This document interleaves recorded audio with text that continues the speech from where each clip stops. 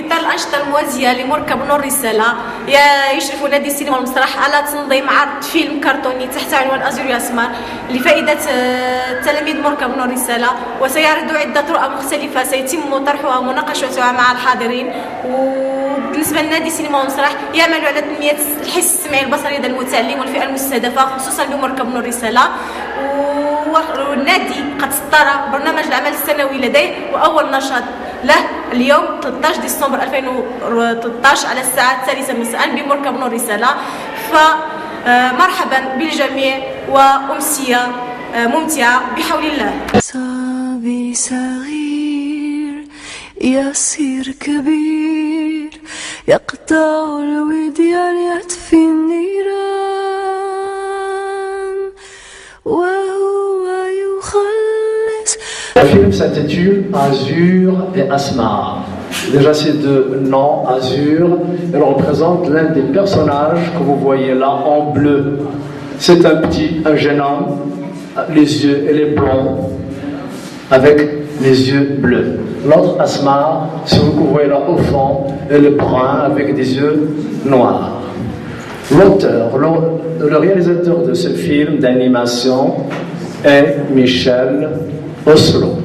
C'est un film qui a été produit en 2006 en France et qui jusqu'à présent elle a gagné un grand nombre de prix.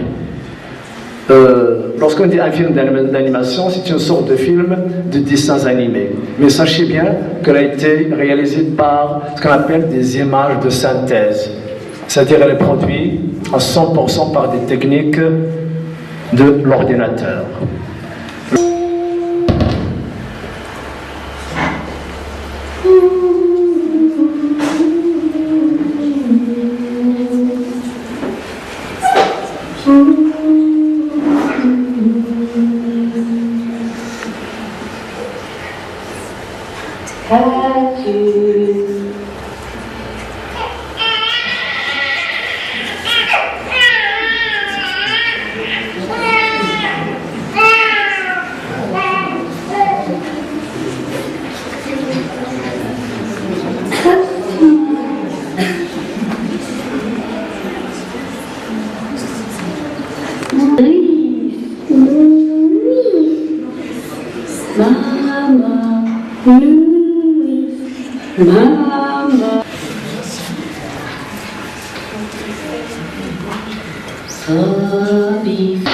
D'abord, dans mon pays, c'est mieux qu'ici. Je ne sais même pas, je n'y ai jamais allé. Oui, mais ma maman l'a dit. C'est pas vrai, elle n'a jamais dit ça. Si, elle l'a dit. Non, elle n'a pas dit. Si, non, si, non, si, non. Asma, mais tu parles ma langue, évidemment. C'est aussi la mienne. Je l'ai apprise avec toi. J'ai capturé comme esclave. J'ai dit que des mots de cible exactement.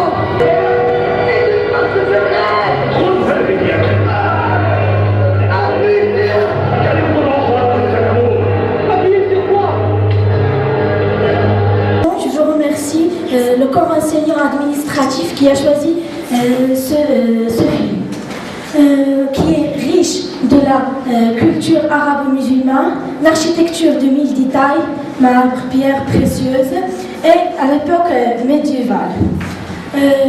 Ma question, c'est pourquoi vous avez choisi ce film parmi les autres films?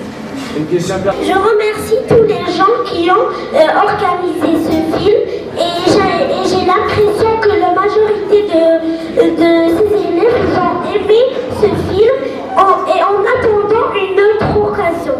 Première secondaire collégiale, club du cinéma et de théâtre. Premièrement, je vais remercier M. Hassan Kendrouch et toutes les autres personnes qui ont présenté ce film. Ce film a été fantastique et il a attiré ma attention. Et ma question est, comment nous risquons de devenir riches? Et merci. قراوي نادي الإعلام والصحافة مركب نور رسالة. كنشكر الأستاذ حسن قندروش، كنشكر الآباء اللي حضروا معنا في هذا الفيلم، وكنشكر التلاميذ والمؤطرين. والسؤال ديالي هو موجه للأستاذ، وهو يعني فاش قدمنا الفيلم واش كانت الفكرة معينة، وكنجدد الشكر ديالي للتلاميذ. اولا السلام عليكم وشكرا للاساتذه على هذه المبادره مزيانه، لان ولادنا كيتفرجوا في افلام بلا ما كيحاولوا ياخذوا منهم دروس ولا. هذا الفيلم بالاضافه لانه كيعطي واحد المتعه للعين، لان المنجزين لهذا الفيلم اختاروا الوان واختاروا عاطين واحد المتعه للعين في الفرجه، بالاضافه انه عنده تيعالج بزاف د المواضيع. انا اللي لاحظت في الاول كيهضر على لا سوبرستيسيون وداك التطير ديال اننا العينين الخضر كنتشائموا منهم، على كاين واحد الرؤيه لهذا الموضوع هذا ديال التطير، بالاضافه ان بزاف ديال الدروس ممكن ولادنا انهم يفهموهم من خلال هذا الفيلم. بزاف ديال الحوايج غادي يستافدوا منهم، وكنشكركم بزاف.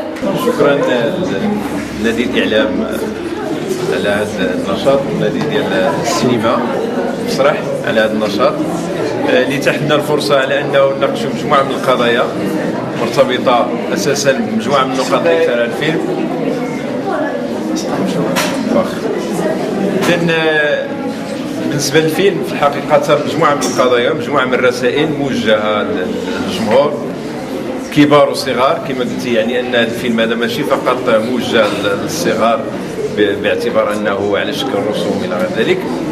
اذا بين الرسائل اللي موجهه فيها انها خص مجموعه من القيم ترسخ في العلاقات ديالنا، القيم ديال التضامن، ديال التسامح، ديال تدبير النزاعات بشكل سلمي.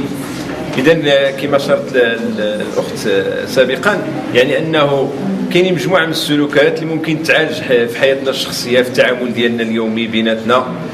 مثلا بعض المشاكل اللي كتوقع مثلا ما بين التلام، كاين طرق اخرى مثلا باش انها تواجه، وهو ان مثلا يكون واحد النوع ديال التسامح، واحد النوع ديال التضامن، وعلى انه ما يكونش ذاك التصادم وما يكونش واحد النوع ديال التباهي ما بين مجموعه من التلامذ اللي كنلاحظوها مع الاسف ما بين مجموعه من التلامذ، كيكون واحد النوع ديال التباهي والتفاخر ما بيناتهم، وهذا كيخلق مجموعه من التشنجات ما بيناتهم. يعني ان الفيلم كيوجه هذه الرسائل هذه على انه كاينه بزاف ديال الامور اللي كتجمعنا، بزاف ديال الامور اللي كنشتركوا فيها. اذا ركزوا على النقاط اللي كيكون فيها التلاقي، ونبعدوا على النقاط اللي كتثير النزاعات اللي ممكن انها تفرقنا.